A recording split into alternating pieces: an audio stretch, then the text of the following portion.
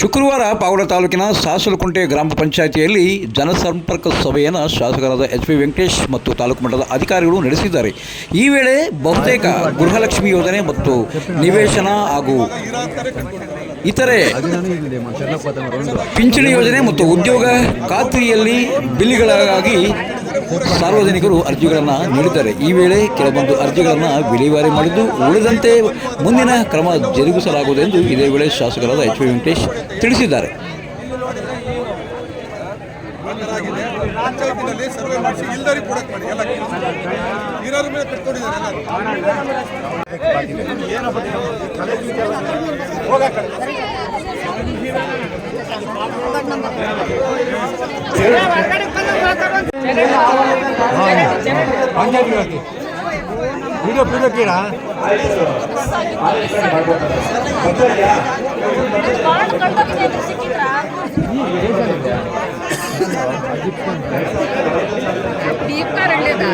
Bhim card లేదా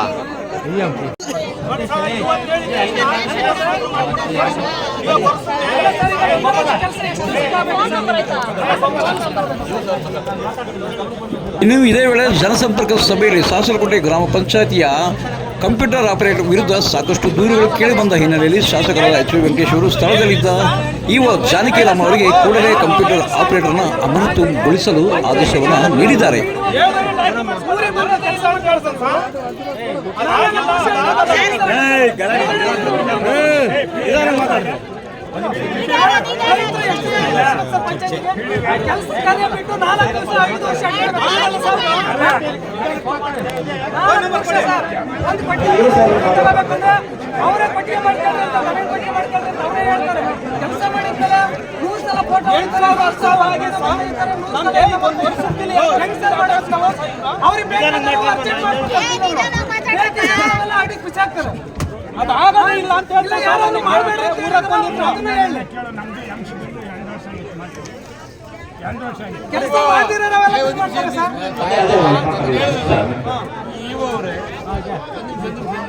ಹೇಳ್ತೀನಿ ಕೆಲಸ ಮಾಡ್ಕೊಂಡು ಒರಿಜಿನಲ್ ಇಲ್ಲ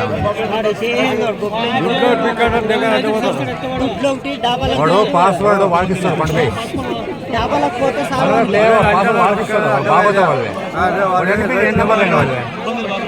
నెంబర్ ఎన్న వాడికడదు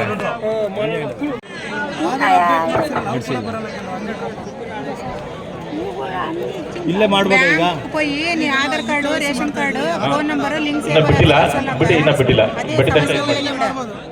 ಬಿಟ್ಟಿ ತಕ್ಷಣ ಇದು ಮಾಡಿ. ಬನ್ನಿ ಬನ್ನಿ ಮುಂದೆ ಬರ್ರಿ, ಹೋಗೋರು ಬನ್ನಿ, ಮುಂದೆ ಬರ್ರಿ, ಮುಂದೆ ಬರ್ರಿ.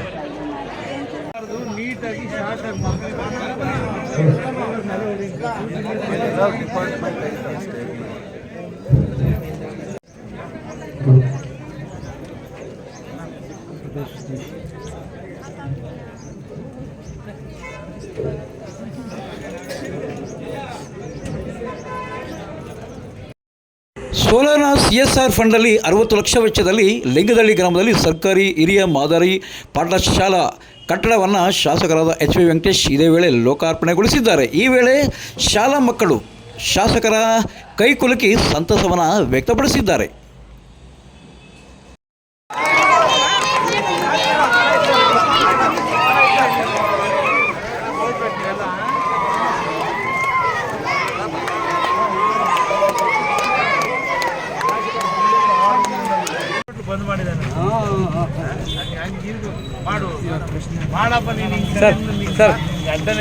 ಸರ್ ಶಾಲೆ 60 ಲಕ್ಷ ವೆಚ್ಚದಲ್ಲಿ ಸೋಲಾರ್ CSR ಫಂಡಲ್ಲಿ ಮಾಡಿರ್ತಕ್ಕಂಥದ್ದು ಹೇಗಿದೆ ಕಟ್ಟಡ?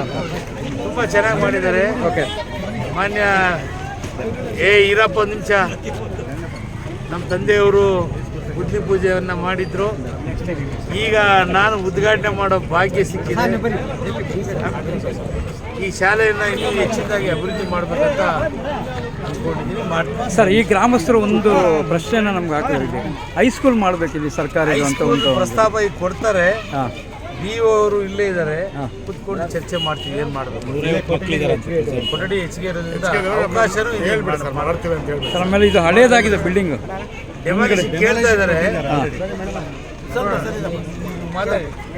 ಅದು ಡೆಮಾಲಿಷ್ ಆದರೆ ಮಕ್ಕಳಿಗೆ ಒಂದು ಆಟದ ಮೈದಾನ ಆಗುತ್ತೆ ಅಂತ. ಹೌದು, ಗ್ರಾಮಸ್ಥರ ಒಂದು ನೀವು ಇದ್ದಾರೆ ಈಗೆಲ್ಲ ಚರ್ಚೆ ಮಾಡಿ ನಿರ್ಧಾರ ಮಾಡಿ.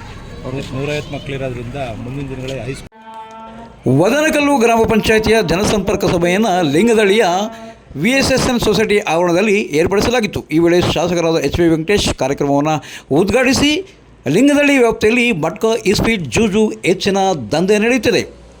ಈ ದಂಧೆಯಲ್ಲಿ ಪಾಲ್ಗೊಳ್ಳುವವರನ್ನ ಗೂಂಡಾ ಕಾಯ್ದೆಯಲ್ಲಿ ಬಂಧಿಸಿ ಗಡೀಪಾರು ಮಾಡಬೇಕೆಂದು HV ವೆಂಕಟೇಶ್ ತೀವ್ರ ಆಕ್ರೋಶವನ್ನು ಹೊರಹಾಕಿದ್ದಾರೆ.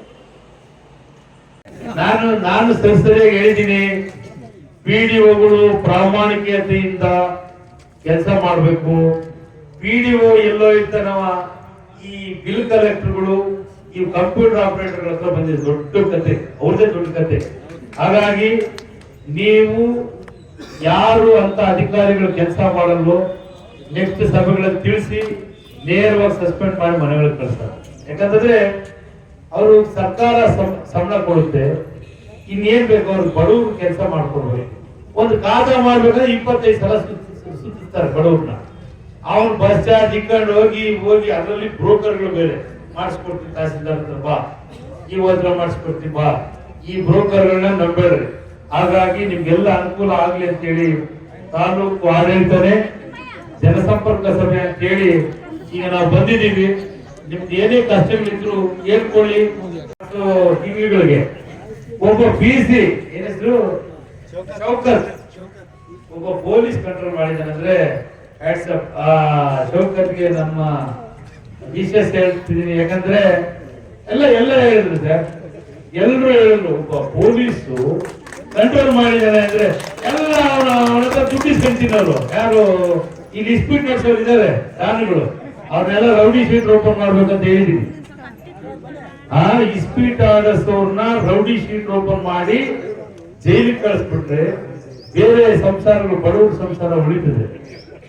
ಹಾಗಾಗಿ ನಿಮ್ಮೆಲ್ಲರಿಗೂ ಹೇಳೋದಿಷ್ಟೇ, ಇಸ್ಪೀಟು, ಮಟ್ಕ ಇವೆಲ್ಲ ಬಿಟ್ಬಿಟ್ಟು ಪ್ರಾಮಾಣಿಕವಾಗಿ ಕಷ್ಟಪಟ್ಟು ದುಡ್ಕೊಂಡು ತಿನ್ರಿ, ಅವಾಗ ನಿಮ್ಮ ಜೀವನ ಚೆನ್ನಾಗಿರುತ್ತೆ. ಅದಕ್ಕೆಲ್ಲದಕ್ಕಿಂತ ಮುಖ್ಯವಾಗಿ ಎಲ್ಲಾ ಕಡೆ ಹೇಳೋದಿಷ್ಟೇ, ನಾನು ನಿಮ್ಮ ಮಕ್ಕಳಿಗೆ ಒಳ್ಳೆ ವಿದ್ಯಾಭ್ಯಾಸವನ್ನು ಕೊಟ್ರೆ 100 ಎಕರೆ ಜಮೀನು ಆಸ್ತಿ ಮಾಡಿಕೊಟ್ಟಷ್ಟು ನೀವು. ಇನ್ನು ಈ ಒಂದು ಜನಸಂಪರ್ಕ ಸಭೆಯಲ್ಲಿ ತಹಸೀಲ್ದಾರ್ ಡಿ ವರದರಾಜು, ಇಒ ಜಾನಕಿರಾಮ್ ಸೇರಿದಂತೆ ತಾಲೂಕು ಮಟ್ಟದ ಅಧಿಕಾರಿಗಳು ಭಾಗವಹಿಸಿದರು. ಇನ್ನು ಇದೇ ವೇಳೆ ವಿವಿಧ ಇಲಾಖೆಗಳಿಂದ ಫಲಾನುಭವಿಗಳಿಗೆ ನೀಡುವ ಸೌಲಭ್ಯಗಳನ್ನು ವಿತರಣೆ ಮಾಡಲಾಯಿತು.